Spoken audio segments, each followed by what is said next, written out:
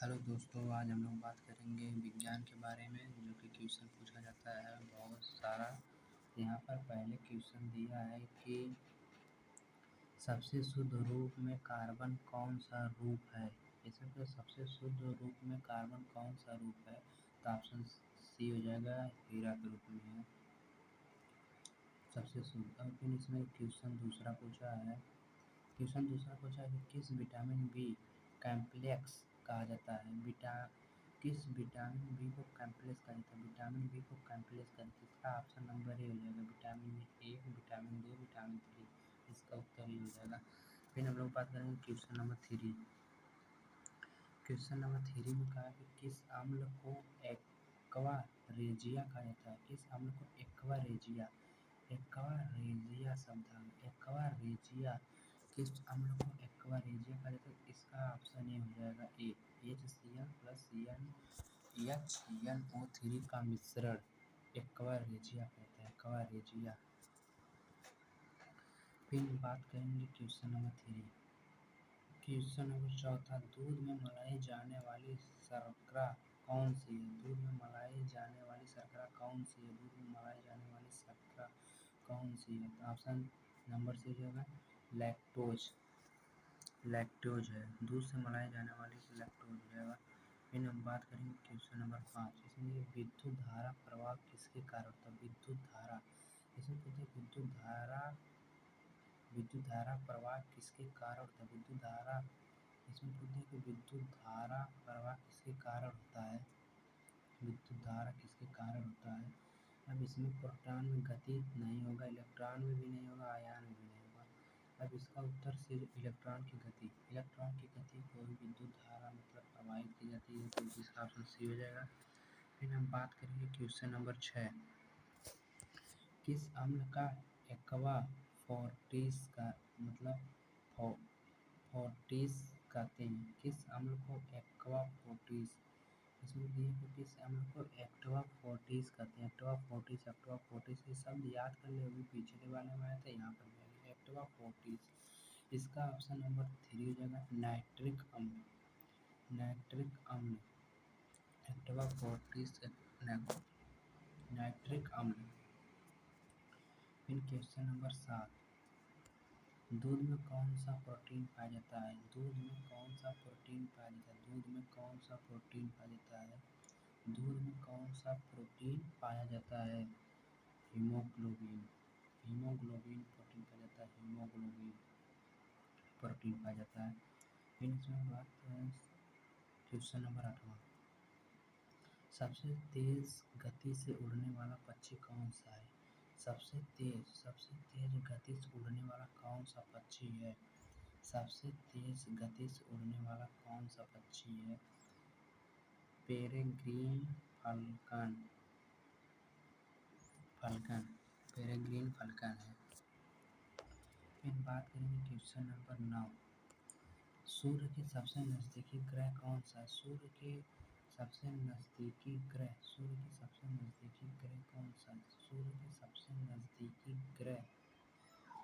सबसे नजदीकी ग्रह कौन है, ऑप्शन नंबर बी, बुध है। सूर्य के सबसे नजदीकी ग्रह बुध है।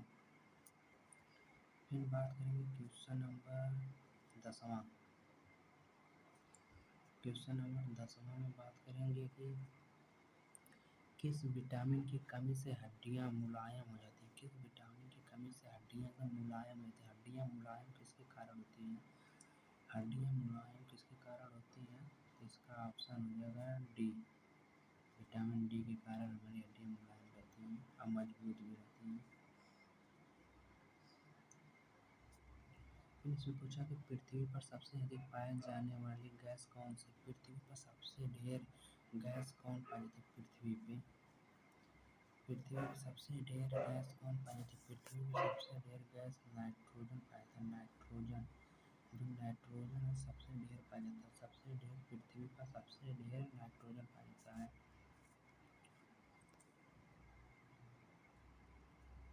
रडार किस सिद्धांत पर कार्य करता है।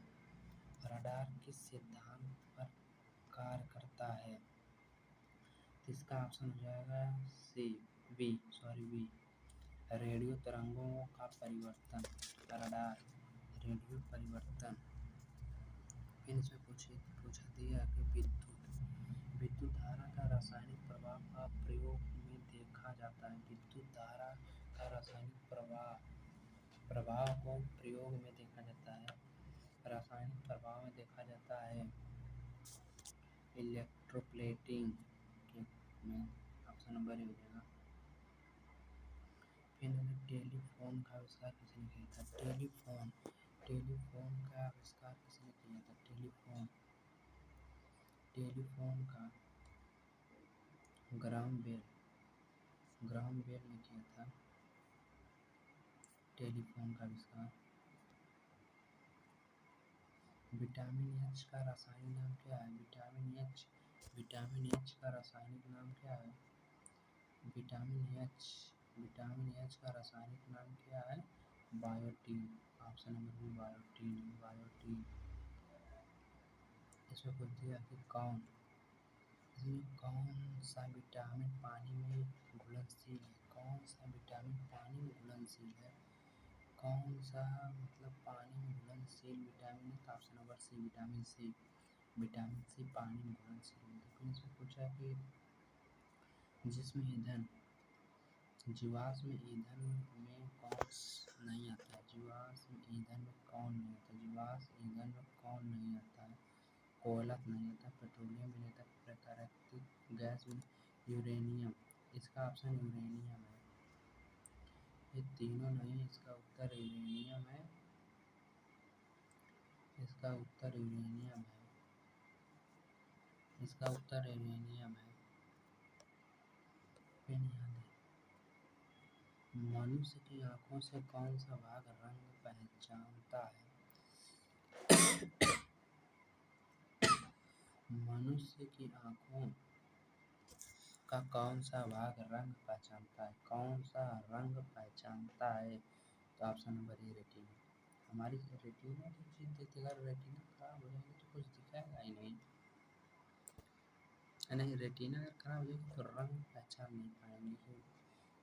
कुछ तो दिखेगा लेकिन पहचान नहीं पाएंगे कौन सा कलर है।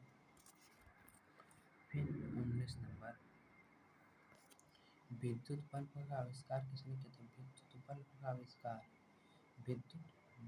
आविष्कार किसने किया था? विद्युत बल्ब का आविष्कार, ये तो सबको ही पता रहेगा, इसको आप लोग बताना। ठीक, इसको आप लोग बताना, क्वेश्चन कराने के बाद इसको हम बता देंगे। तब तक अगर कमेंट में आ जाएगा जवाब तो ठीक ही रहेगा। फिर परमाणु में कौन सा कण ऋणात्मक आवेश रखता है? परमाणु में कौन सा कण ऋणात्मक आवेश रखता है? ऋणात्मक आवेश कौन रखता है? ऋणात्मक ये भी नहीं रखता है। इलेक्ट्रॉन हमारा ऋणात्मक आवेश रखता है। इलेक्ट्रॉन।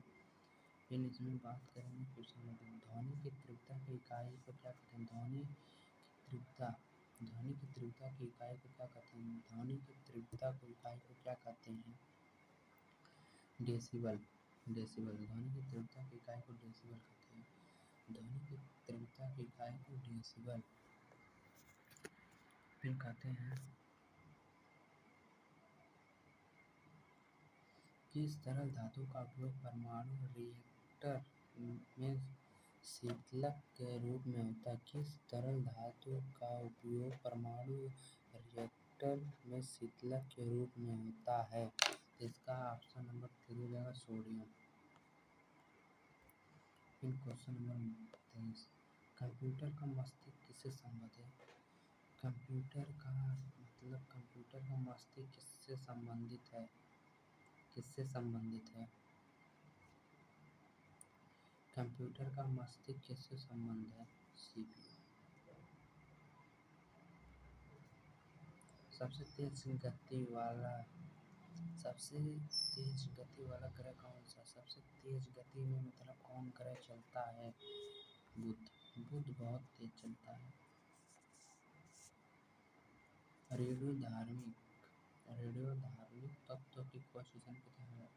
रेडियो धार्मिक की खोज किसने की थी? Henry baker.